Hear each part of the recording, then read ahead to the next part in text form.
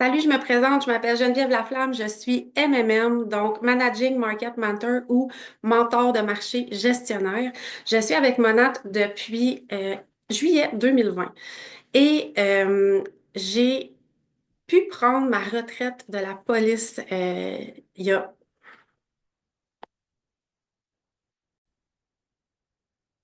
Salut, je me présente, je m'appelle Geneviève Laflamme, je suis MMM, mentor de marché gestionnaire. Et je suis avec Monat depuis juillet 2020. Je fais Monat à temps plein maintenant depuis bientôt un an. J'ai pu prendre ma retraite de la police après 23 ans de service pour me concentrer à mon entreprise à temps plein. Je suis membre du Club des 100K, membre du Motor Club, et également fondatrice visionnaire et fondatrice européenne, mais surtout très heureuse d'être ici avec toi aujourd'hui pour te parler des fameuses objections. Les objections, c'est quelque chose qu'on a souvent dans le type d'entreprise qu'on a de vente directe, mais en fait, dans toutes les entreprises, les gens ont des objections et les gens ont le droit d'en avoir. OK? Première chose que j'ai envie de te dire sur ça. Donc, la posture va être super importante. La façon que tu te positionnes face aux objections va être hyper importante. Donc, première chose que j'ai envie de te dire par rapport à ça, c'est que si tu as des objections, mais en fait, c'est bon signe, c'est que la personne, c'est pas un non catégorique nécessairement, tu comprends? Euh, la personne peut changer d'idée et voit l'objection comme étant une opportunité. OK? Parce que ça peut potentiellement se transformer en nouvelle prospect, partenaire, en nouvelle cliente VIP également. Donc, la posture. Super important d'avoir une écoute active, OK? Une écoute active, laisser la personne s'exprimer sans jugement. Puis je sais, des fois, ça peut être difficile parce que nous, on croit tellement en notre produit, on est tellement convaincus, persuadés qu'on a les meilleurs produits, la meilleure opportunité. Donc, on a de la misère à comprendre que les gens puissent avoir des objections, mais comme je te disais au départ, ils ont le droit d'en avoir, OK? Et c'est normal. Donc, les laisser s'exprimer sans jugement. Maintenant, faire preuve d'empathie.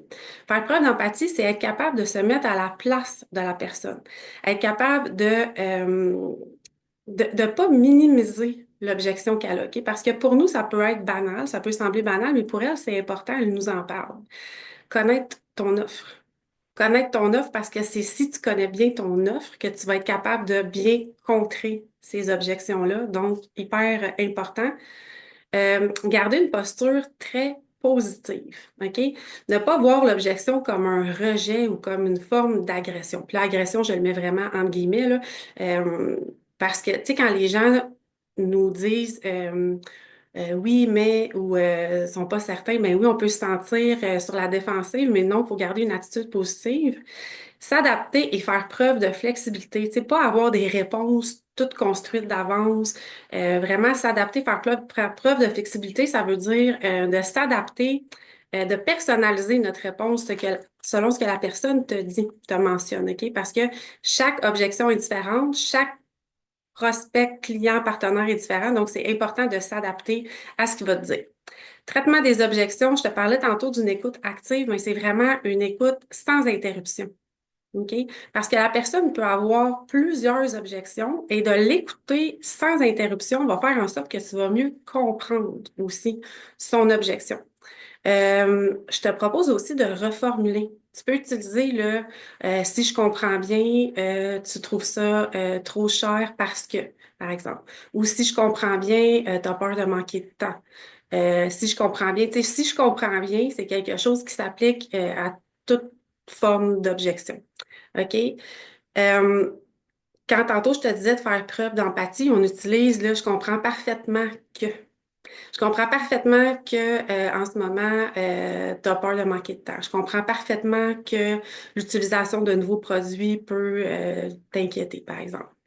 Je comprends parfaitement que tu as peur de ne pas avoir les résultats souhaités.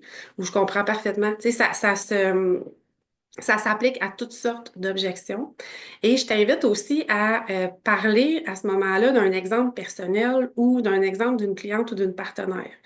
Je comprends parfaitement que, exemple, euh, que pour toi, le MLM, c'est un modèle d'affaires que tu as des doutes. Exemple. OK? Je comprends parfaitement parce que moi aussi, c'est ce que je pensais au départ et tu continues dans ça. Ou je comprends parfaitement parce que j'ai justement une cliente qui avait les mêmes doutes que toi et finalement aujourd'hui, elle est très satisfaite, etc., etc. Donc, utiliser des exemples de ton histoire personnelle ou de l'histoire de quelqu'un dans ton entourage partenaire ou client. Donc ça, c'est vraiment au niveau de la posture, OK? De comment se positionner face aux objections, de pas arriver, garde toujours en tête là, d'écouter, OK? Super important, et de ne pas avoir une attitude, de pas tomber sur la défensive. Parce que quelqu'un qui tombe sur la défensive, ça se sent tout de suite, puis c'est pas sécurisant. C'est pas agréable non plus pour la personne. Et dis-toi que toi, oui, mais on a quelque chose à vendre, on a un produit à vendre, on a une opportunité d'affaires à offrir, mais on se fait beaucoup offrir des choses aussi et on a le droit de dire non en tant que consommateur ou on a le droit d'avoir des objections. OK? Donc, garde toujours ça en tête. Maintenant, je vais te parler de quelques objections. Là, j'ai des notes ici. Là. Je vais te parler de quelques objections fréquentes qu'on a, notamment au niveau d'un client potentiel. Bon, mais là, c'est sûr que tu vas être d'accord avec moi qu'on peut se faire dire souvent, c'est trop cher. OK, une objection par rapport au prix. D'accord. Maintenant, là, encore là, faut bien comprendre l'essence de l'objection. Je te donne un exemple. Est-ce que la personne trouve ça trop cher parce que s'acheter des produits pour ses cheveux ou pour sa peau, c'est pas une priorité? Est-ce que la personne trouve ça trop cher par rapport à son budget? OK, qu'elle aimerait ça, s'en acheter, mais que pour elle, par rapport à son budget, c'est trop cher? Ou elle trouve ça trop cher par rapport à des produits qu'elle utilise en ce moment? Tu sais, c'est trois choses différentes. Puis c'est trois choses qui vont t'amener une réponse différente. OK? Encore là, je te donne l'exemple de si la personne te dit c'est trop cher, c'est pas dans ses priorités de prendre soin d'elle avec des bons produits adaptés à ses besoins. Bon, peut-être que là, tu peux comprendre que c'est pas une cliente pour toi non plus nécessairement, OK? Parce qu'il y a des personnes qui forcément vont pas mettre ça en priorité, puis ça sera pas des clients qualifiés pour toi. Maintenant, la personne te dit c'est trop cher par rapport à son budget. Bon, parfait, ça veut dire que ça l'intéresse, mais qu'en ce moment, elle n'a pas le budget. Est-ce qu'on peut lui proposer le Klarna? C'est nouveau. Est-ce qu'on peut lui proposer ça? Est-ce qu'on peut lui proposer de la mettre sur notre liste pour une prochaine promotion, par exemple? OK? Euh, Elle trouve ça trop cher comparé à un autre produit qu'elle utilise. OK. Est-ce que maintenant, là, on pourrait lui parler de la composition du produit qui est très concentré? Est-ce qu'on pourrait lui parler de combien de temps sa bouteille va lui durer? Est-ce qu'on peut lui parler d'une valeur ajoutée au produit, de pourquoi le produit vaut le prix qu'il est vendu? OK? Par rapport aux résultats qu'elle va obtenir par rapport. Là, c'est tous des exemples, OK, que je te donne pour t'amener des pistes de réflexion, en fait. OK? Donc, puis tu sais, moi, j'aime souvent dire aux gens que c'est un investissement. C'est comme ça qu'il faut le voir, tu sais, parce que oui, les produits sont très concentrés, ils vont durer longtemps, etc., mais euh, sont faits avec des ingrédients de qualité qui sont bons pour la santé. Donc, c'est un investissement sur ta santé. Tu sais, il y a des gens pour qui c'est important, il y en a pour qui c'est les moins, puis il faut respecter ça. Maintenant, tu pourrais avoir comme objection aussi, est-ce que c'est vraiment efficace? Si la personne va avoir des doutes sur l'efficacité du produit, parfait. Maintenant, encore là, il faut bien comprendre. Est-ce que c'est parce qu'elle a déjà essayé les produits? Est-ce qu'elle a déjà essayé des produits similaires? Ou est-ce qu'elle a entendu des commentaires ou des histoires par rapport à ça? Tu sais, fait encore là, de bien comprendre pourquoi la personne te dit ça, ça va te permettre de mieux répondre à son objection. OK? Donc, tu sais, moi, j'aime souvent dire, c'est une excellente question. En fait, puis tu fais bien de me poser la question. Tu sais, je veux que la personne se sente légitime de me poser ce genre de questions-là parce qu'en fait, elle l'est. La personne va dépenser un montant X pour un produit qu'elle ne connaît pas, donc c'est légitime qu'elle pose des questions. OK? Donc, bon, bien sûr que là, tu sais, tantôt, je te parlais de l'importance de bien connaître ton offre. OK? Mais c'est tout ça qui vient t'aider à bien contrer les objections. Tu sais, comme là, je vais venir lui parler que les produits Monat ont été testés et approuvés par des milliers de clients. Moi-même, je vais lui parler de mon expérience personnelle parce que moi, clairement, j'ai eu un résultat, OK? Et c'est ce que je vais lui partager. Je vais lui partager les résultats de mes clients, les résultats de gens réels que je connais qui ont eu des résultats avec Monat. Je peux lui parler aussi de la science derrière Monat, le fait que Monat, c'est la moderne nature, OK? Euh, des ingrédients issus de la nature jumelés à une science moderne pour en venir à des formules exclusives qui donnent un résultat. OK? Je peux la rassurer avec ça. Je peux la rassurer aussi par le fait que Monat, c'est une expérience personnalisée. OK? Et que si quelqu'un a eu, par exemple, un résultat, qu'elle s'attendait à un meilleur résultat, peut-être que la routine n'était pas personnalisée à elle comme il se doit. OK? Euh, Étant donné que c'est des produits qui sont très spécifiques et personnalisés, oui, on va trouver une solution à son besoin pour que ça fonctionne pour elle. Encore là, c'est des exemples, OK?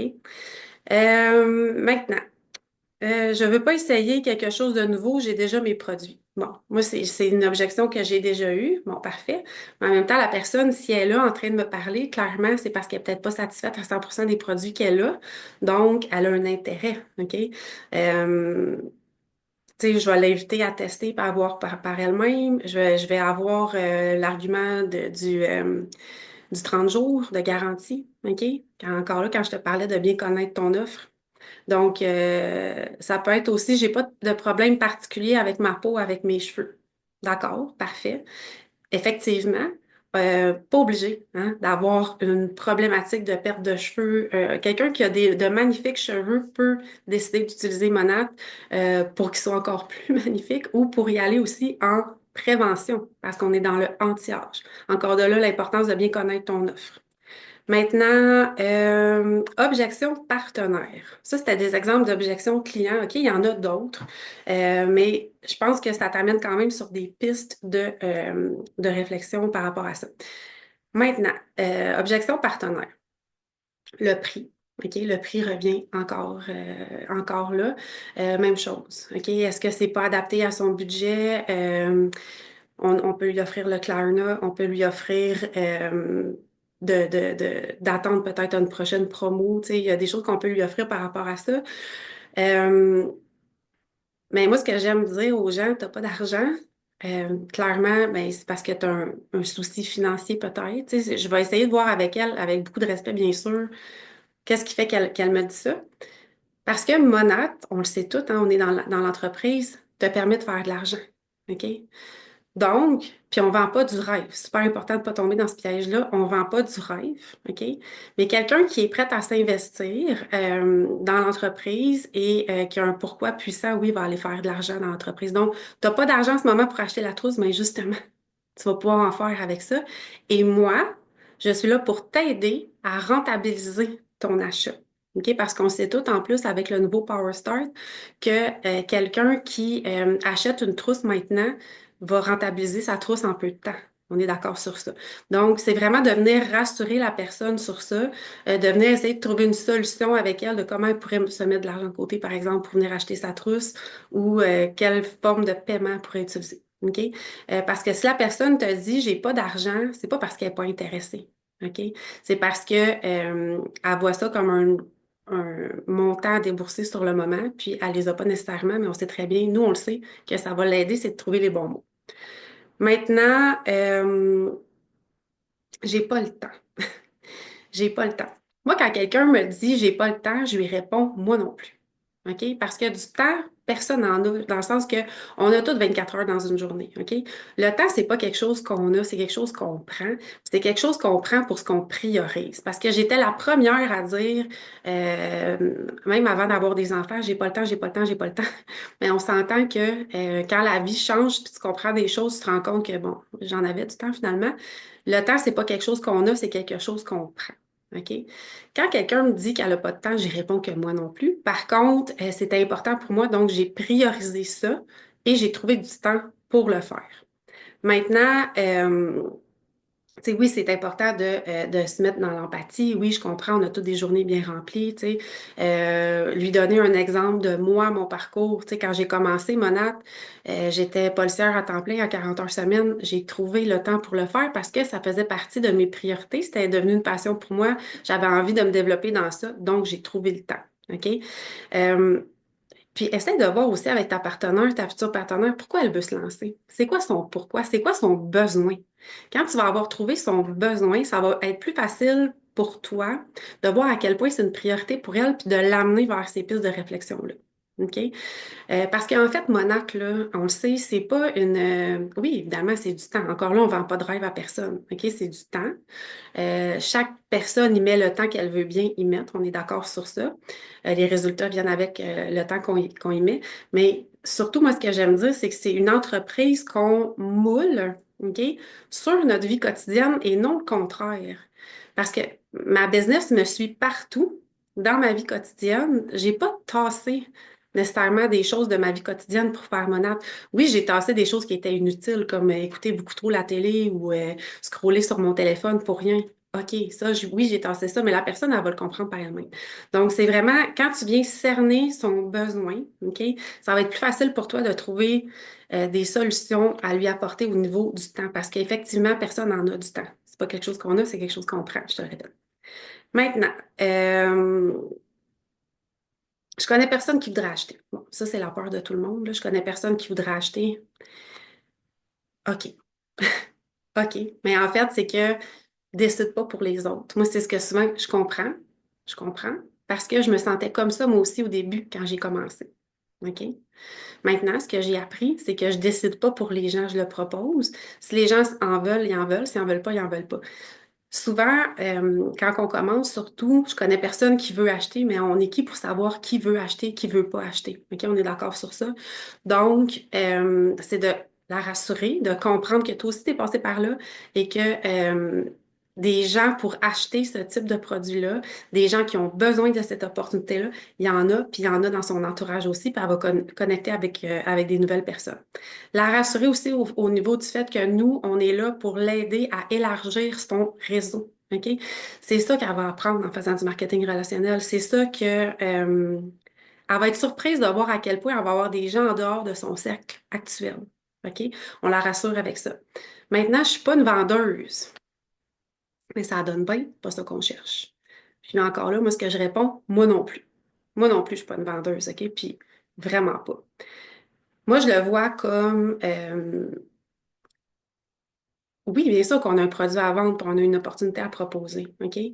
Mais c'est de partager une passion pour un produit à travers notre quotidien. Puis, en fait, on vend pas du shampoing, on vend un mode de vie. OK? On est d'accord sur ça. Fait que c'est vraiment, on cherche pas à vendre au sens traditionnel. On n'est pas, on partage notre expérience, puis on aide les gens à trouver des solutions. OK? Puis avec le temps, ça devient naturel et authentique. Fait qu'on c'est ça. On aide les gens à trouver des solutions à leurs problèmes avec un produit qu'on a à proposer, qu'on utilise au quotidien et qu'on aime. C'est vraiment cet angle-là que je prends et que je lui dis, moi non plus, je suis pas vendeuse, puis c'est sincèrement vrai et authentique, là. OK? C'est quelque chose que j'avais peur au début quand j'ai commencé, donc je lui partage.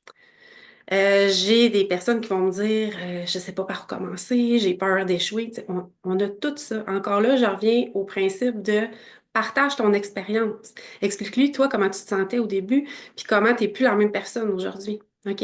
Explique-lui que c'est normal de se sentir comme ça et que nous, dans les équipes, on est là pour la guider pas à réussir. Encore là, on ne vend pas du rêve. Il va falloir qu'elle mette du sien, on ne va pas le faire à sa place. Mais on est là pour la guider, c'est notre travail. Puis c'est à nous de lui montrer le chemin, de lui expliquer par où commencer. OK? Puis la peur d'échouer, mais ça, tout le monde l'a. OK? Tout le monde l'a. Puis la personne va faire du développement personnel, puis elle va comprendre par elle-même que les échecs font partie de la réussite, en fait, parce que c'est comme ça qu'on apprend. Euh, Lui expliquer qu'on travaille en équipe, qu'on est là pour se soutenir les unes les autres, tu sais. Donc, voilà. Maintenant, ça ressemble à une arnaque. Bon, ça, c'est une objection qu'on a souvent aussi par rapport au marketing relationnel. Mais dis-toi que si la personne est là à te poser des questions, puis à t'arriver avec ça, quand même, elle a un intérêt parce que sinon, elle ne te poserait juste pas de questions, puis elle ferait juste s'en aller. Tu comprends? Donc, euh, vois l'objection comme une opportunité. Puis là, ça va être l'opportunité de lui expliquer que le marketing relationnel, c'est un modèle d'affaires qui fait ses preuves, qui a sa raison d'être, que c'est un marketing relationnel que le marketing relationnel est légitime, que Monat est une compagnie tout à fait légale qui existe depuis 2014. Encore là, je vais pas te faire toute la théorie sur ça. C'est important de connaître ton offre, comme je t'ai expliqué au départ. OK? Euh, Parce que oui, Monat, c'est une entreprise qui change la vie de milliers, millions de personnes. OK? Et c'est un modèle d'affaires. La vente directe est un modèle d'affaires qui est de plus en plus utilisé et qui va pas cesser de l'être. OK? On a aussi les objections de je veux pas déranger les autres avec ça. Parfait. Tu veux pas déranger. Je comprends. Moi non plus, je veux pas déranger. OK? Moi, je me mets toujours dans la peau de la personne qui est pas là pour convaincre personne, mais qui a juste besoin d'être convaincue que ce qu'elle a à offrir, c'est la meilleure chose. OK? C'est ce que je vais expliquer. Puis ce que je vais expliquer à la personne, c'est écoute, moi, je vais être là pour te montrer comment faire. Je vais être là, tu sais, ça revient pas mal tout le temps au même, là, qu'on va être là pour les guider, OK? Pour justement parce que, tu sais, ça fait partie de notre mission, hein, veut pas. Oui, on vend un produit, OK, qui aide les femmes à se sentir mieux, tout ça, mais on vend aussi une opportunité d'affaires. Puis, on est là pour aider les femmes à se développer à travers ça. Ça fait partie de notre mission. Euh, Fait que reviens tout le temps à ton expérience de quand toi, tu as commencé ou quand tes nouvelles partenaires ont commencé. Comment elles se sentaient face au fait que c'est un MLM? Est-ce qu'elles se sentaient imposteur? Est-ce qu'elles se sentaient, est-ce que ça les dérangeait? Je vais te raconter une histoire vite fait avant de terminer. Moi, OK, si on m'avait dit que pardon. Moi, si on m'avait dit que Monat, c'était un MLM, OK, quand j'ai acheté les produits parce que j'étais en pleine catastrophe capillaire, j'en aurais jamais acheté parce que je jugeais ce modèle d'affaires-là. OK? Donc, c'est vraiment important de raconter ton histoire. En fait, c'est parce que j'étais pas éduquée. OK? On m'a montré c'était quoi, puis mon objection, elle a disparu parce que la personne savait de quoi qu'elle